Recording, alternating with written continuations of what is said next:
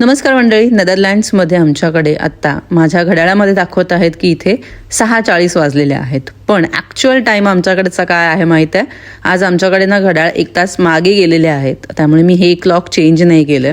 पण आत्ता आमच्याकडे ना खरं तर 5:40 झालेले आहेत. हे बघा, तर सगळी जी डिजिटल घड्याळं आहेत ना ती अपडेट झालेली आहेत, 1 तास मागे गेलेली आहेत. फक्त हे मी अजून केलं नाही आहे तुम्हाला दाखवण्यासाठी. आणि बघा, कालच्या वेळेस इकडे खरं तर आमची 6:30ला लाईट लागत होती, पण आज 5:30लाच लागलेली आहे. दरवर्षी युरोपियन देशांमध्ये मार्चच्या शेवटच्या संडेला डे लाईट सेव्हिंग टाईम सुरू होतो आणि ऑक्टोबरच्या शेवटच्या संडेला डे लाईट सेव्हिंग टाईम जो आहे तो एंड होतो आणि त्यामुळेच हे घड्याळ 1 तास मागे केलं जातं. सो आज सकाळी आम्हाला 1 तास जास्त झोप मिळाली, पण उद्यापासून मात्र कसरत होणार आहे टाईम ॲडजस्ट करायला. कालपर्यंत भारतामध्ये आणि नेदरलँड्समध्ये टाईम डिफरन्स 3.5 तासांचा होता, पण आजपासून तो 4.5 तासांचा झालेला आहे.